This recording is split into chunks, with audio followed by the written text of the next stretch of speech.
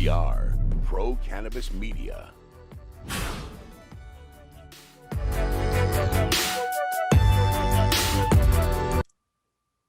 Hi, everybody. Welcome back to Cannabis Chat for a Wednesday afternoon. This is the Cannabis Chat program that is dedicated to talking to educators in the cannabis community. And one of our favorite places to check in on is the Cleveland School of Cannabis. And Nicole Fenix joins us, and you are an educational director for them. Is that correct, Nicole? That's correct. Yes, the director of education. So they've changed their titles a couple different times, but that's the current one. Yes, the director of education. So, Every time they change your title, I'm sure you get a raise, right? right, and more work. No, yeah, just the more work part. No, but it's great. I love it. It's really coming from. Uh-oh, she froze. That's never a good sign when they freeze, especially at the beginning of an Masters in interview. curriculum and writing. So it's been kind of. All right, you're back. Oh, you just froze for a few seconds there, Nicole. Okay. You with us? I'm here. Yep. Okay, it's all good. Let's talk a little bit about what you do teach at the Cleveland School of Cannabis. And it says here, it's the weekly classes on the endocannabinoid system. Again, can you define what that endocannabinoid system is for those who may not be privy to that? Wow. I guess the simplest way to describe it is that it maintains our stability in our body. It keeps us healthy. So when it's not working properly, our body is out of stability. So it controls the homeostasis for all of our systems. So it's just like our cardiovascular system, our endocrine system, our digestive system. So it's just another system that was just recently discovered in the early 1990s. So but it maintains all of our systems in our body. So that's what its main function is. And it obviously in much more greater detail than that, but that's it in a nutshell. Right, absolutely. A stabilizer. Now, during this pandemic, as we know, a couple of interesting things have happened with cannabis. One, of course, is in many states, they have deemed medicinal cannabis as an essential part of the economy, and they kept open cannabis dispensaries. Maybe not in Massachusetts at the adult use level, but they did keep open the medical dispensaries in Massachusetts. And I wonder, do you feel, or do you know, have any anecdotal research that those who might be partaking, I'd love to see the percentage of those who use cannabis and if they've had COVID or not, have they been able to beat it? Has it been more severe? I don't think we've seen any of that data unless you're privy to that. I'm not. I do have, both my daughters had COVID. My son and I did not get it. We live in the same house. My son is a medical card user. I use large amounts of CBD, and we both remained healthy. So I don't know, take it for what it's worth. But yeah, there's been a lot of people using cannabis, obviously with the anxiety that COVID has brought and financial instability. So I think it's really been useful for a lot of people that have had added stress to their lives, for sure. And they've seen it in the numbers. I mean, the sales of numbers have definitely gone up. So, you could correlate that if you would like. Right. You know what? In the cannabis community, I think we correlate whatever is supporting the story, because it does seem like there's more and more research and new studies that come out almost every day. We talked to a researcher in Canada, Dr. Igor Kovalchuk. He had done 3D modeling on the COVID virus and cannabis. And that is by far the most watched interview that we've done over the last year. I think we've had something like 15,000 views of that interview. And again, I found it fascinating that he was doing it with 3D modeling. The science behind this is just remarkable to me. I never studied chemistry or biology. I tried to avoid all the sciences when I was in college. But what's the most interesting thing? Is there one interesting thing that you've learned about cannabis, even in the last few months or even in the last year, that you continue to find fascinating? Yes. So when we originally developed the class, it was really the ECS and the nervous system, like how those two work hand in hand, and how that, just because the ECS will help control neurotransmitters. But as the more I taught the class, the more I really started to dive into the immune system. And the immune system is super complex with a lot of moving parts and pieces. So just how the ECS works with the immune system was very fascinating, and all the different receptors that the cannabinoids hit and how it works on the immune system. So that kind of fits right in hand with COVID and how the immune system has been jeopardized, and how does CBD and THC, really work to combat that virus. And the inflammation, that's the biggest thing, is all of our cannabinoids are anti-inflammatories. And so when you're talking about a disease that's inflaming, your lungs and your bronchioles and all that. So if you can decrease that, that's huge. That's huge. So that alone, I think cannabis would be very beneficial. And you just look at the research with asthma and respiratory illnesses in cannabis. So you can, once again, correlate the two. It is amazing. Let me ask you about the students that you're getting in your courses.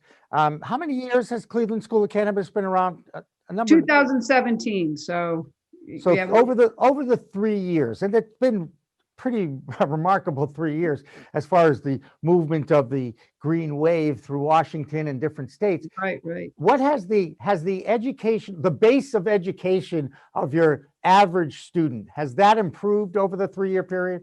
It's definitely evolved for sure. We're getting students that have better backgrounds in science. So, and that's always the difficulty in teaching, is finding that base level of where the student comes into. We've had students that are nurses and students that, their highest level of science was high school, biology or chemistry. And oftentimes they don't remember much. Even some of like our nurses that come through, they're like, yeah, I definitely took this, but I don't remember it as well. Like, differentiating different parts of the nervous system and that. So yeah, they're relearning it too.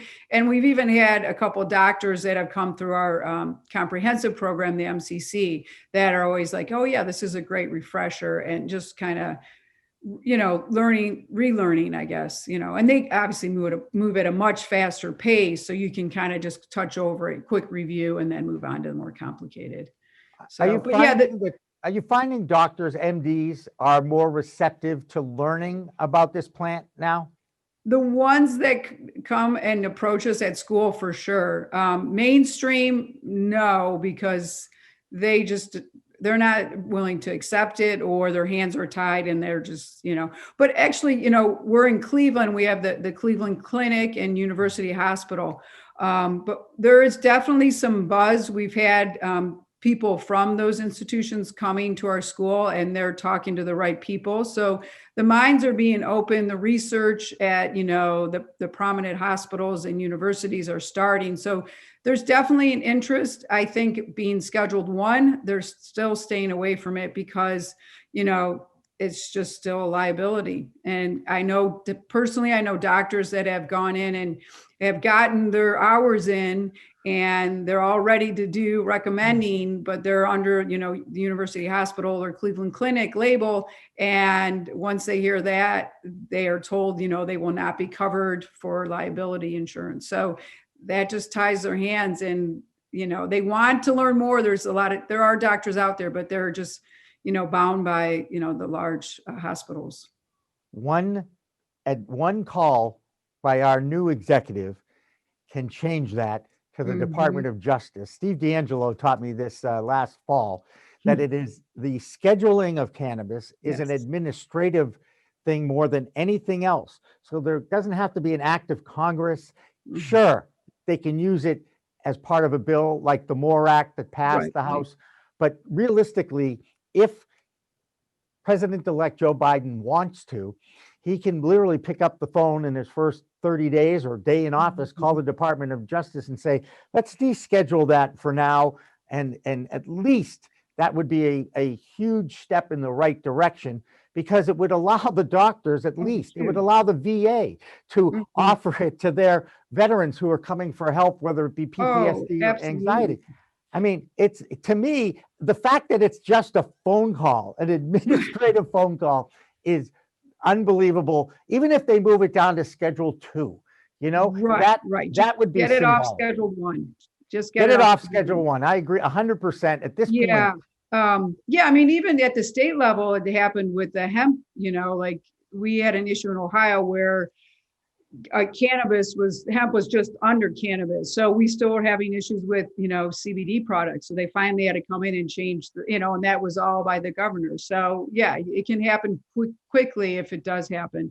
But like in other countries, I mean, you literally get cannabis in the hospital from the doctor and it's part of your treatment plan and insurance as well. So hopefully someday we'll be heading to that phase. It's really just with my son having a medical card, it's super expensive not having any supplemental, you know, help to pay for the cannabis. It adds up month after month. So, but it's a necessity for him, and he has ulcerative colitis, so it's been a huge help.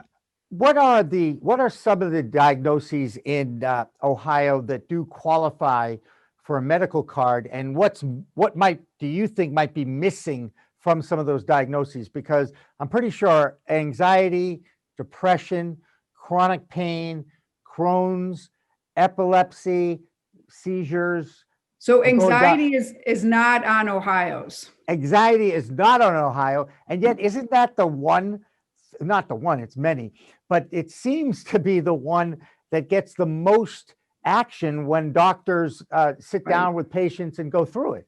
Yes, for sure. So it was up in 2018 or 19, and it got declined. So we had autism, ADHD, anxiety, and then opioid addiction, and those all got declined.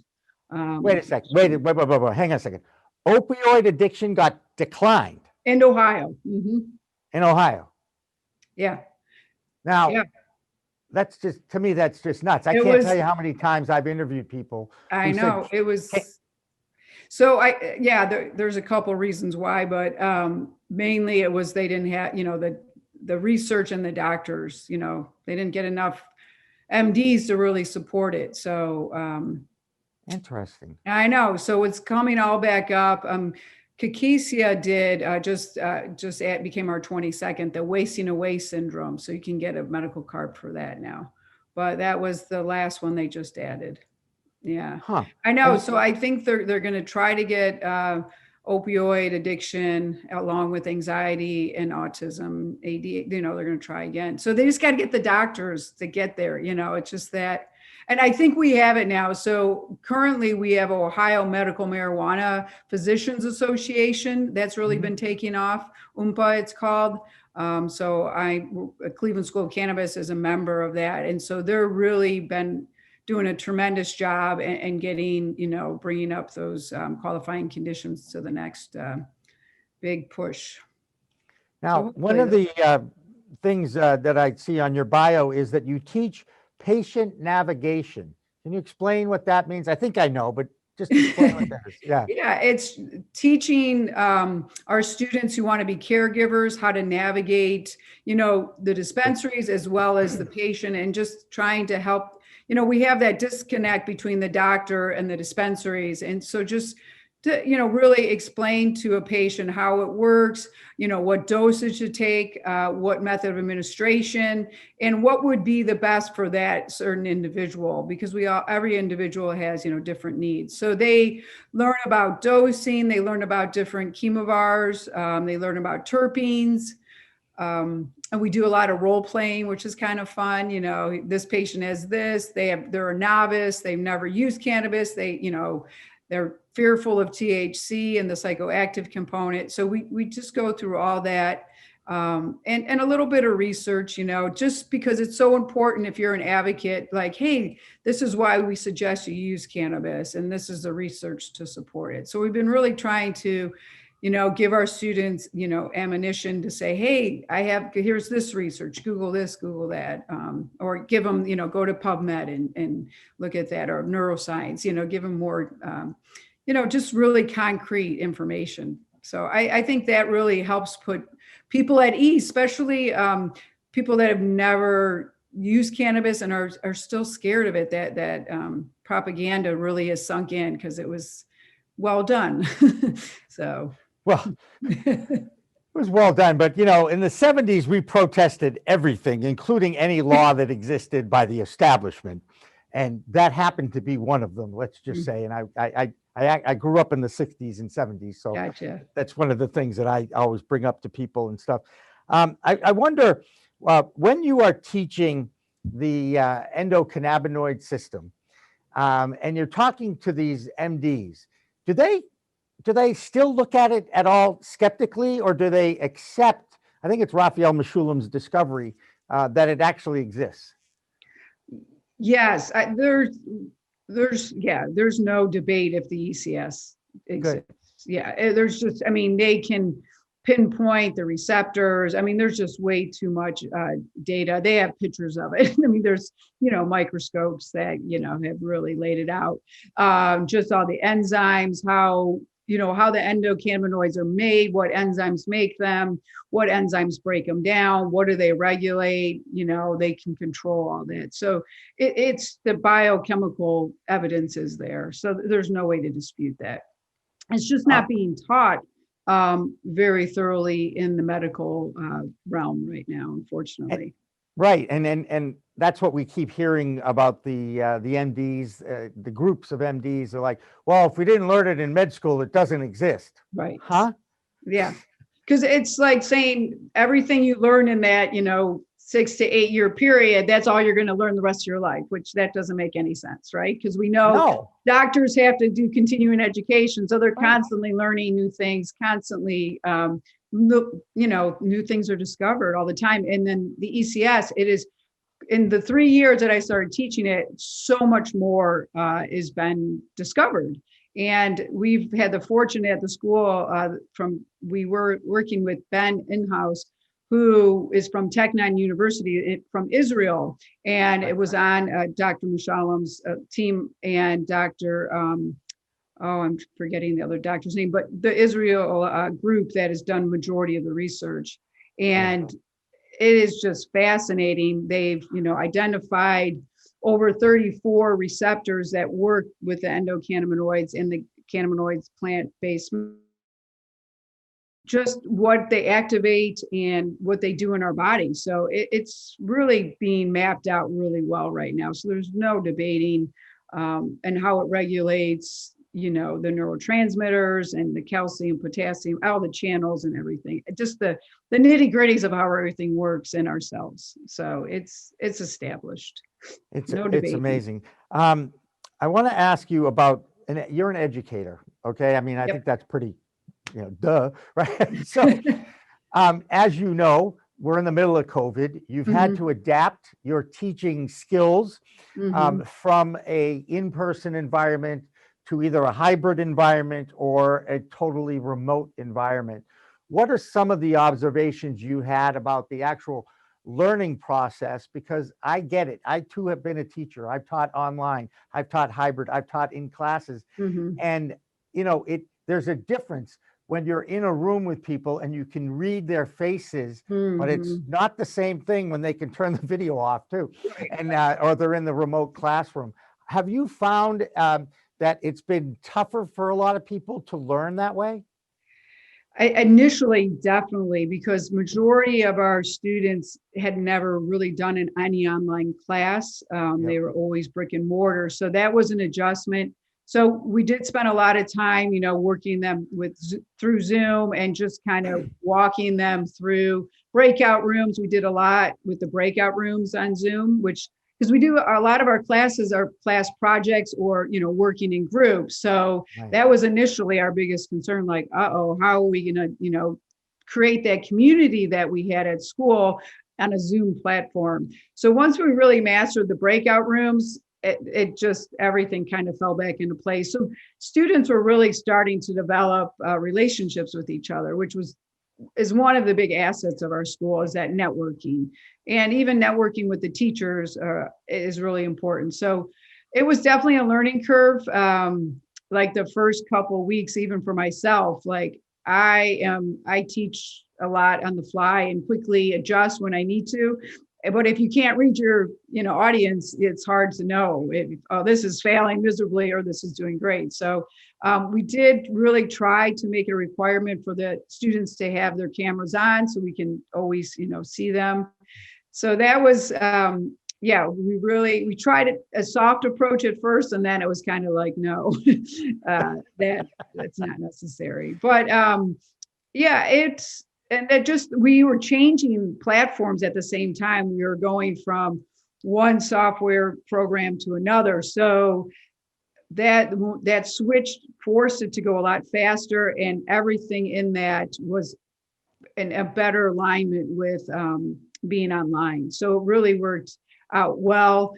We did a lot of hard work behind the scenes, but now our school is really thriving from that COVID force of, getting the online class up and running as well. How many students have you got enrolled at this point at Cleveland School? Do you know? Oh, I would have to I think we're up to like 350. Okay, that's Yeah. cool. So it's been hard at the brick and mortar because, we have to limit our class enrollment we have to cap them off at 15. Right. So that's really limited us, but, we do have the fortunate that they can just go online. So. You also get involved with cultivation, and this is probably one of the most fascinating things for me because, chemistry pretty much goes over my head right away. But I'm amazed that growers now, we're going to be talking to a grower in about an hour on this show, can dictate the type of plant, the DNA and the makeup of the plant while growing. And I guess it all starts with the seeds. Yes. It's right. Am I wrong? Yeah. Oh, you're so right. Yeah. Okay, good. I never know anymore. I'm sorry, Jay. So no, it's all right. Go ahead. Tell me a little bit about how you dictate. I mean, just think about genetics, like how, how we, children are born. It's just, you're just taking a mother and a father and combining it, and you can get, the blue eyes from the dad and, brown hair from the mother, etc. So yeah, I mean, same idea. What's being expressed, the phenotype or the traits that, we visually see, and then we have the genetics, that you don't always see, even though they're in the plant. So yeah, I mean, that's really, I think, one of the newer industries that's really going to pop, because now we know that cannabis, can help with, cancer. Well, what specific cannabinoids are doing the battling for cancer? Is it, right, CBC, cannabin, chromine, so if we can create plants that are high in those CBD contents, then you can really say this plant is for this illness. And it is so specific that it's just going to be, mind blowing, I think, just like you take certain pharmaceutical medicine for blood pressure, right? So that's the same idea. You're going to have the same, cultivar or chemovar for cancer. Yeah, you would take, and even as specific as breast cancer. So they're having great results with cancer research in cannabis, but something that works for prostate cancer is not working for breast cancer. So it just shows you that cancer is not all the same. Cancer is very unique. So the same chemovar, the same cannabis plant will not work, with the different types of cancer. So that's surely fascinating. And that's part of the research that's been being done, is that you always have to have the same plant with the same cannabinoid percentages doing the same research. So it's having that standard in research is really what is taking off now. They really are getting more specialized in the research and method of administration. Sorry, I'm kind of going off on a tangent, but that's like just so important, is that we have a standard of research for cannabis. Hey, don't worry about going off on tangents. I've been making my life doing that for the whole my entire life. Yeah. People know that about me. Oh, there goes Jimmy again. Oh, there he goes. You know, I- just the nature of the beast. It's so hard in this industry because they're all connected. They're so connected. I mean, you go down rabbit holes all the time. You know, you'll be like, "Oh, this is working." You know, it's just they're all connected. They're all connected. But yeah, genetics is, you know, they can do the genome of the plant, and then you can figure out what, you know, I need this, and you splice it. You can do a lot. So it's just what they're doing with food genetics, right? So right. Well, the same thing that idea. I was going to bring up is the fact that the U.S. House passed a research bill, or at least they passed a bill that will give opportunities for researchers to have access to the legally produced cannabis in each legal state, which is, you know, a big step, because the only other cannabis they've been able to research is that University of Mississippi stuff that Correct. Yeah. nobody even cares about anymore. So yeah, because in 2017 they put out you know, a letter like, who else would like to grow cannabis for research, and then it sat for 3 years, and so now that list is back, and now you have private company, you know, like. But I mean, it's been 3 years they've said that they were going to open it up for other cultivators to be part of the research, and it has not happened. I mean, so it's really frustrating because, as we know, you know, what type of cannabis you're researching is going to really skew your results. So, and then once again, it goes back to the Scheduled One and just how much.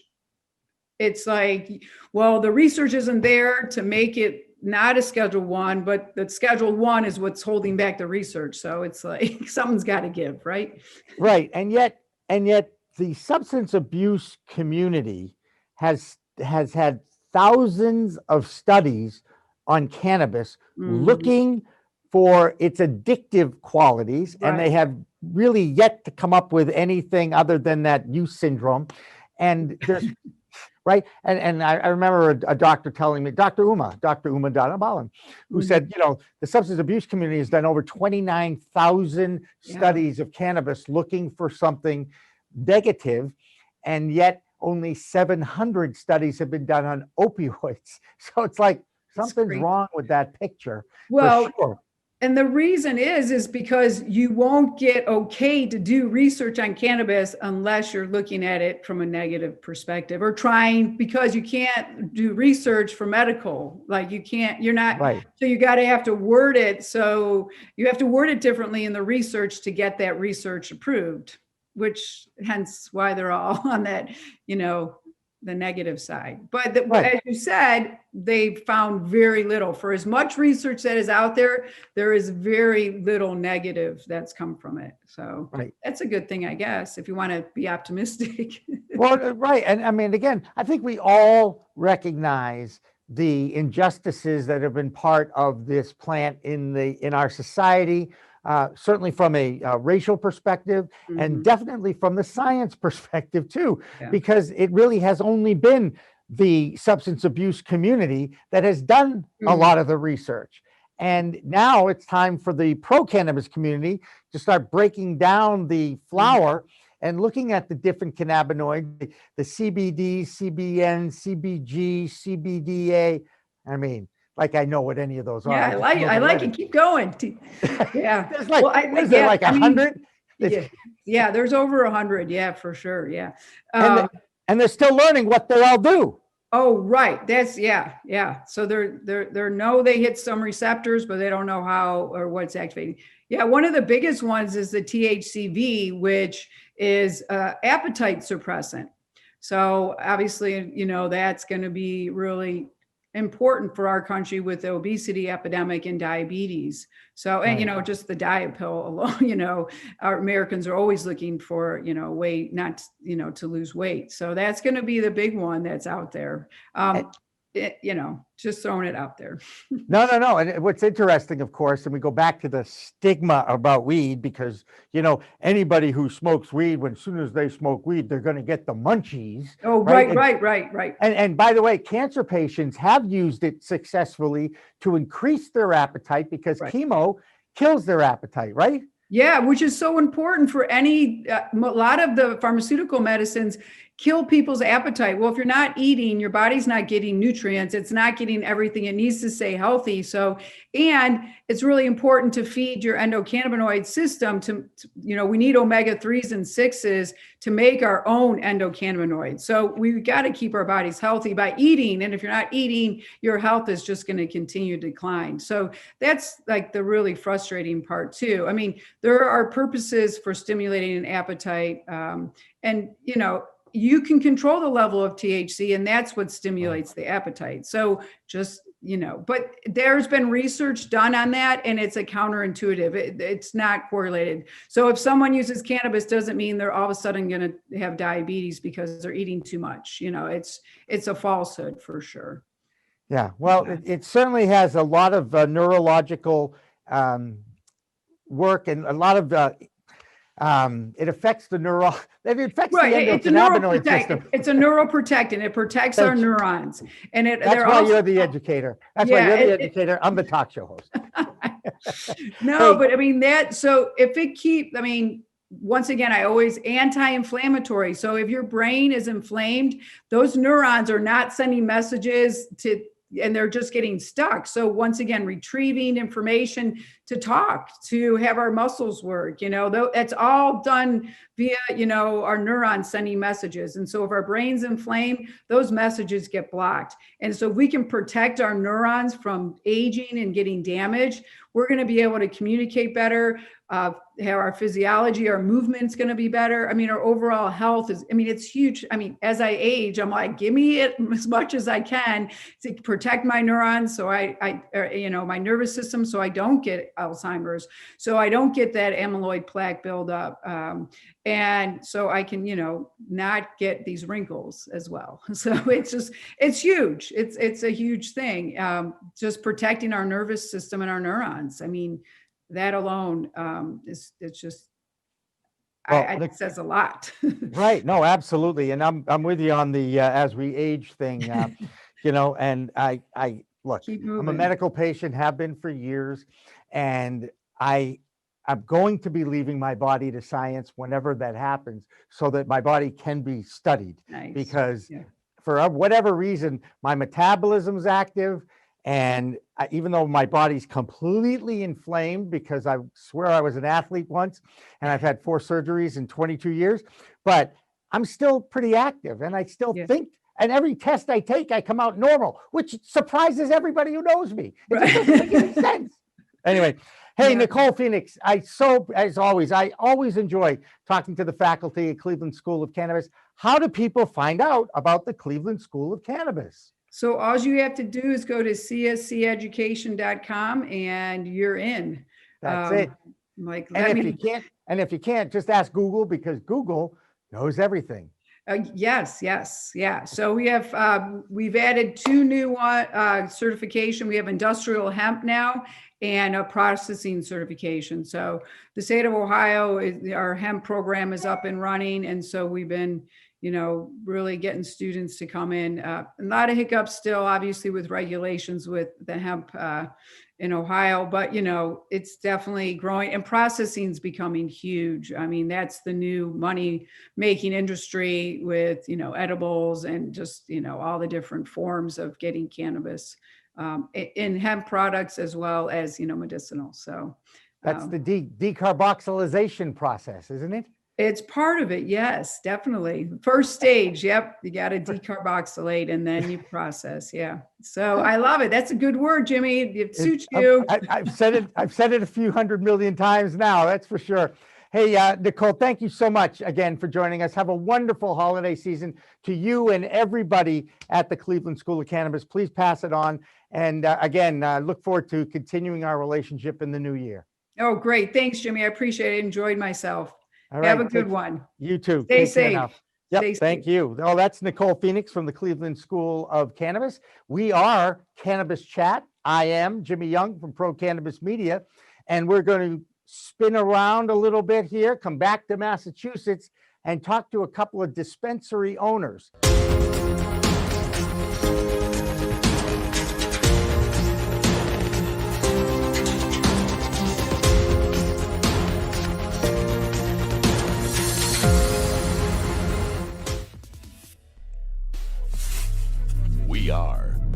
Cannabis Media.